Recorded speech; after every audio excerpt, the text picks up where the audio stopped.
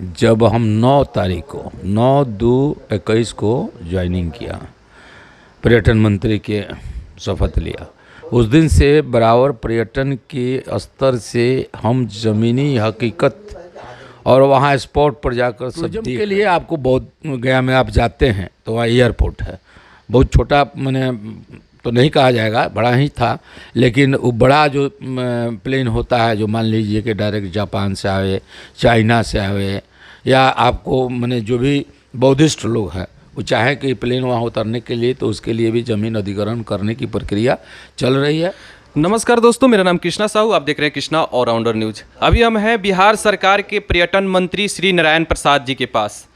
इनका कार्यकाल 1 साल पूरा हुआ। आइए हम इनसे बातचीत करते हैं कि कार्यकाल कैसा रहा। स्वागत है कृष्णा ऑलराउंडर न्यूज में सर।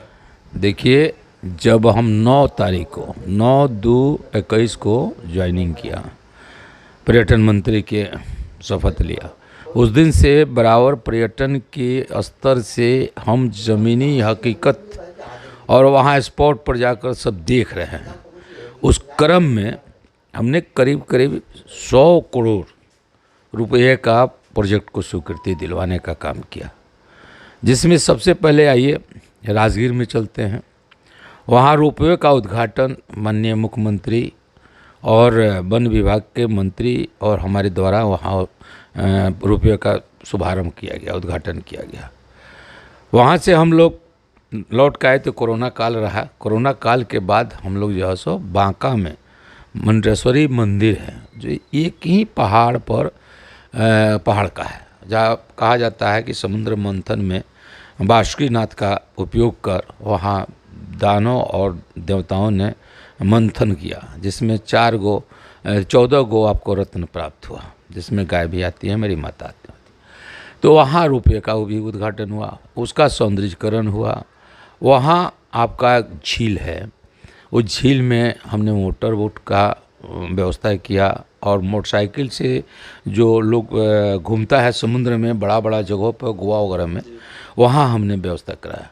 और अभी उस झील के बीच में जो बगीचा का पेड़ है, वहाँ रेस्टोरेंट के लिए और पर्यटकों के रहने के लिए कॉटेज का निर्माण कराने के लिए हमने अभी टेंडर हो चुका है। काम जिसको मिले काम वहाँ से शुरुआत करेंगे। उसके बाद से वेंकटेश्वर स्थान है, जो हमारे हाई कोर्ट के जज हैं, उनके माध्यम से 786 करोड़ रुपए का हम लोग वहाँ धर्मशाला और जनता को वहाँ पूजा पाठ, मंदिर का सौंदर्यीकरण सब कराने का काम हम लोग शिलान्यास करके आए। उसके बाद से आप आइए, हम लोगों ने जो है सो अमवा मन, जो झील है चारों तरफ से गोलाकार है, अमवा मन में भी सौंदर्यीकरण करने के लिए 15 करोड़ रुपया का स्वीकृति और टेंडर भी हो चुका है, वहाँ भी काम होने वाला है। उससे अब आगे आइए, सागर पोखरा है, सागर पोखरा में हमने लाइट एंड साउंड और पथवे के निर्माण के लिए हमने प्रपोजल दिया है, वो स्वीकृति के लिए जाने वाला है।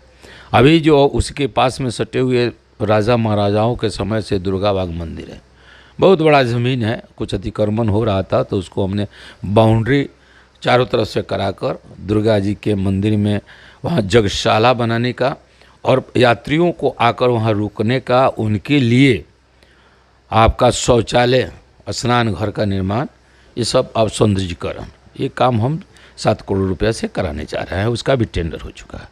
और आगे बढ़िएगा तो नौतन विधानसभा क्षेत्र में पड़ता है आपका खड्डा स्थान, जहाँ वहाँ दुर्गा जी की मंदिर है, बहुत बड़ा फील्ड है, उसको चारों तरफ से अतिक्रमण करने का काम शुरू लोग कर दिया है, लेकिन उसको जो है सो बाउंड्री वाल चारों ओर से सुरक्षित करके वहाँ भी जगशाला और उसी तरह स्नान घर और शौचालय उसमें निर्माण होगा और सौंदर्यीकरण होगा।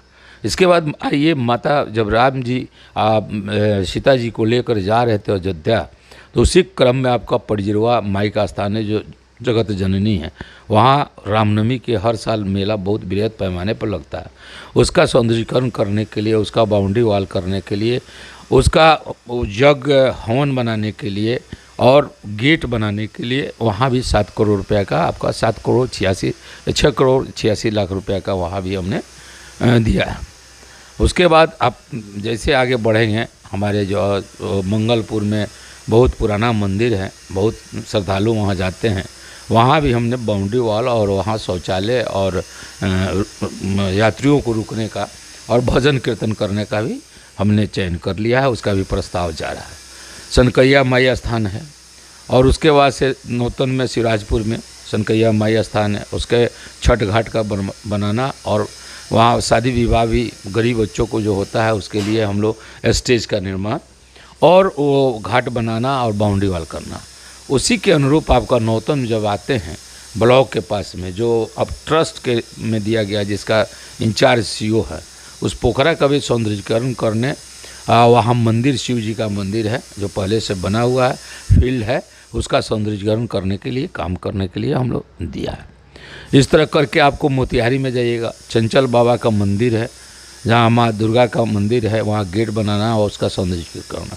सुगौली में आपका संधि जो हुआ था नेपाल से और बिहार से, तो वहाँ संधि जगह पर भी प्रशिक्षण आपको सौंदर्यीकरण और वहाँ जो संधि हुआ कि वहाँ शिव जी का मंदिर है उसका भी सौंदर्यीकरण कराना है। और आपको नेपाल से इंट्रेंस जो होता है वहाँ हम लोग जो है सो बहुत बड़ा गेट बनाकर जो पर्यटन विभाग के लोगों के साथ और वहाँ एक झंडा मेरे आपको 100 फीट का झंडा वहाँ भारत की झंडा को हम लोग स्थापित करना जा रहे हैं। उसी तरह आपका जोगा बनी है जो नेपाल के सटे हुए। इसी तरह का क्रम हमारा है। जैसे राजेंद्र बाबू का गृह क्षेत्र है, राजेंद्र बाबू का घर के तरफ जो रोड जाती है वहाँ भी पर्यटन विभाग गेट का निर्माण कर और वहाँ सारी व्यवस्था देने जा रही है। 13 करोड़ रुपया का 11 करोड़ रुपया का आपको सिवान में जो पूर्व में मंदिर था वहाँ कुछ काम पथवे वगैरह का हुआ था, लेकिन काम किसी कारण से रुक गया, तो उसको हम लोग दीवार करके ब्लैक लिस्टेड करके फिर टेंडर किए हुए हैं। इस तरह का कड़ी में हम लोग आगे गुरुद्वारे है, गुरुद्वारे में आपको करीब 300 का लोगों को ठहरने भोजन करने के लिए भी बनाया है और वहाँ पर आपको लाइट साउंड इस सब की व्यवस्था की है। आप चले जाइए बोध गया में हमने 145 करोड़ रुपया का आपका कन्वेंसिंग सेंटर बनाया है, जहाँ से बौद्धिस्ट लोग आएंगे। वहाँ एक आप कन्वेंसिंग हॉल है 2000 लोगों का बैठने का, एक है 500 लोगों का बैठने का।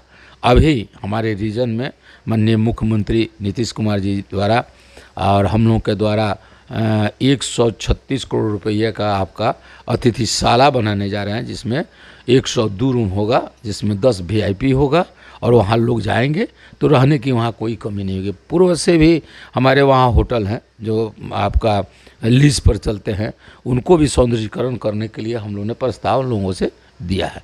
इस तरह पूरे बिहार में, सीतामढ़ी में अभी केंद्र सरकार से हमको मिली है योजना, वहाँ भी हम जाएंगे और मधुबनी में भी जाकर देखेंगे। पहले से जो काम चल रहे थे वो काम किसी कारणवश लोकल पॉलिटिक्स के वजह से हाई कोर्ट से स्टे है, लेकिन हम लोग जाकर वहाँ भी लोगों से बात करके उसको भी हम लोग काम को पूर्ण कराने का काम करेंगे।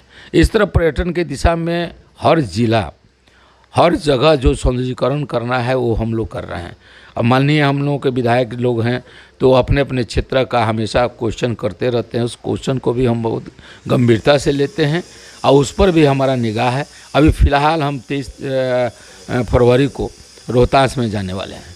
वहाँ की पर्यटन की स्थिति को अवलोकन करते हुए वहाँ भी 4 योजनाएँ रोपवे का हम लोगों ने बनाया है, वो हमारे टेंडर में चला गया है।